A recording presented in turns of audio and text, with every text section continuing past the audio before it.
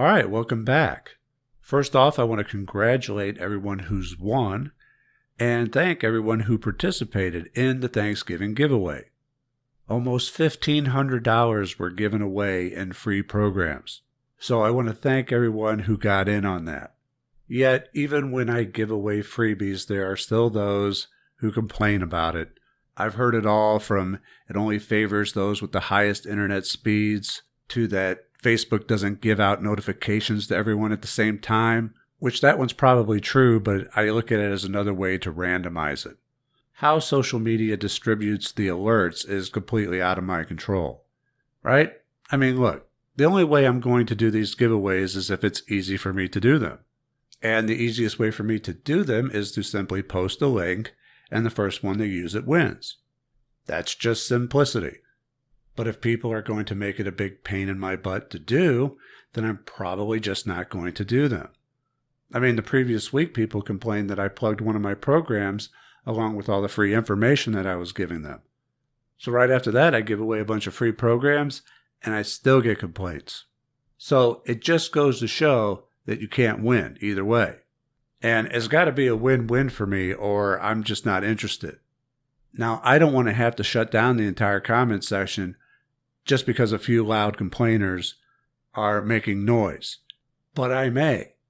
Do you not understand that constant complaining is one of the main ways to create negative thought forms and then feed and make them stronger as you go with your complaining? Why would I want any of that directed towards me or my page? Thank you very much, but I do not want that. Now, I could just ban specific people, but how much time is that going to add up to? And I don't want to have to do any of this. We used to have a really good comment section for YouTube. Maybe my channel's just getting too big or something.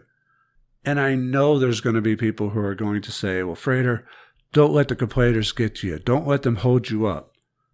Well, they're not holding me up. I'm quite patient. It doesn't matter to me if we do the next astrology video next week, next month, next year.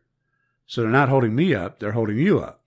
But there is a lesson in this, otherwise I wouldn't be talking about it. And that lesson is life isn't fair.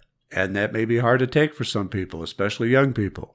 If I closed down the comment section because of a few constant complainers, I would hear people complain that that's not fair, which is essentially the same thing that the complainers were complaining about to begin with.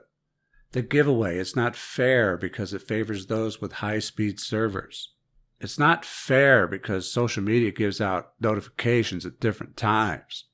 It's not fair. It's not fair. It's not fair. Well, suck it up, Buttercup, because I got news for you. Life isn't fair. At least not in the way that you think it is. It actually is fair, but it's just not your definition of fair. And I'll get to that in a moment. But most people's concept of fairness comes from when they were very young. It's one of the first things that kids learn when they're young. My brother got a little bit more dessert than me. It's not fair. Kids learn it young. I mean, I did it. They got me on 8mm film when I was a kid, complaining to my mom that she wasn't being fair on something. I don't even know what it was. It's just me going, it's not fair. So all kids do it. The problem becomes when you don't grow out of it, when it carries over into adulthood, when you don't learn the real fairness at play. That's when you get things like your social justice warriors and your activists. And those type of things are primarily younger people who still have this obsession with their sense of fairness, what their sense of fairness should be. And as they age, as they get older, it starts seeping into politics. Now, I don't want to get political here because I know how polarizing that is, yet I know it's going to tick people off anyway. But you have to understand that a large portion of today's modern politics is made up of grown adults saying, it's not fair. It's not fair. And you see this when they discuss matters of equality, gender equality, income equality. That's what Sanders' whole platform is pretty much built on, isn't it? Income equality. That it's not fair that the top 1% earns 70 to 80% of all the money or something like that. Right? Income equality. Or does he want outcome equality? Which is what the other side would accuse him of. Being a socialist communist where everybody gets the same. So for the other side, why would it be fair that the company owner earns just as much as one of the workers. And they don't even have to go that far with it. They could say that, well, why is it fair that I have to pay this much to a worker when another worker is willing to do it for less? Or how is it fair that my hard-earned money is taken from me and give it to somebody who sits on the couch all day and does nothing? How is that fair? So see, it's on both sides. Both sides are always arguing over what's fair and what's not, and never coming to an agreement on it. Because of duality, just like in the Mindset Matters video, where the optimist saw the glass as half full and the pessimist saw the glass as half empty, even though the glass held the exact same amount, it all comes down to how you view things. Both are concerned with the fairness of the issue. They just see it differently. So understand that a false sense of fairness makes up a large portion of today's politics and almost all of identity politics. And I do my best to stay away from it because I don't want it clogging up my brain. But it's not always easy, especially in the age of Trump where everybody's going on about it all the time. I mean, understand that Trump purposely puts out tweets to ruffle people's feathers. He's a narcissist. He wants people talking about him. And the media and everybody falls for it time and time again. He's the world's biggest troll.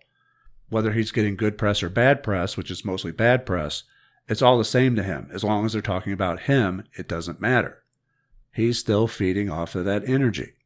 He also knows about out of sight, out of mind.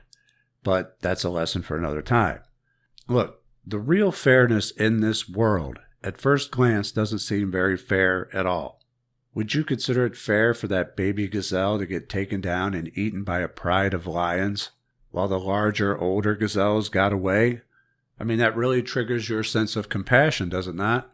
You're like, oh man, why did it have to be the baby gazelle? Why couldn't it have been one of the older ones?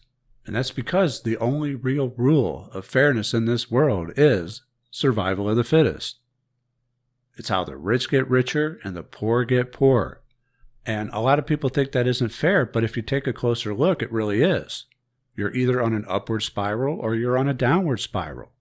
I mean, how would it be fair for the healthier, better fit, faster gazelle to get caught and eaten just because the other one's a baby? The true fairness in this world, the way that nature intended things, is that the best of the best rise to the top, and the weakest get weeded out of the gene pool.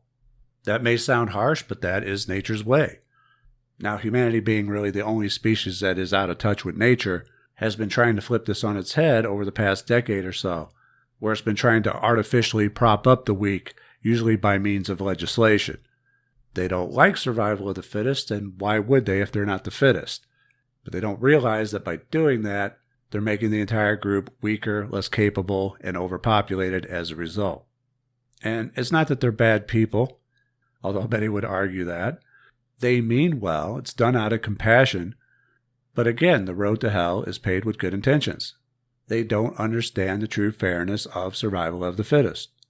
And I'm not saying don't be compassionate, I'm not saying that at all, so don't take that out of context. But we also don't want to totally abandon the laws of nature, because when we do, that's when we run into a lot of problems.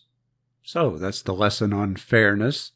Nobody likes it when things are seemingly unfair, including myself. I don't much like it when YouTube suppresses content that it doesn't like in favor of content that it prefers. To me, that's not fair. But for all the talk of trying to legislate unfair practices out, there's a better way. And wait for it. Magic. When things are seemingly unfair in your life, this is when we turn to magic to make sure that things get back on track for us. The way I see it, when things aren't fair, you can either complain about it or you can do something about it. And magic is the way of doing something about it. It's a way to turn that downward spiral that you're on into an upward spiral. But you have to stop complaining. You got to quit your bitching. Because that feeds into the negativity that keeps you on a downward spiral. Keeps you saying things like it's not fair. Things are fair. They're just not fair in the way that you see them. It's those on the losing end that always complain about fairness, so be on the winning side. There's no quicker way that I know of that could turn someone from a loser into a winner than with magic. But you got to quit complaining and get to work. Everything that you need is on my YouTube channel, and if you want to get into the specifics, my programs are available also. Speaking of which, there's only one program I have left that I haven't put on sale yet this year, and I'm going to make a separate video for that soon. So keep an eye out for that. I hope you enjoyed this little rant. Like and share it if you did. Follow me at Twitter at Frater Xavier and Facebook at facebook.com/mindandmagick, where we gave a bunch of stuff away over there as well. Also consider joining us over at patreon.com/mindandmagick, where I would never consider removing the comments section because we have only the best patrons over there. So come join our inner circle. This is Frater Xavier, and I will see you next time. Take care.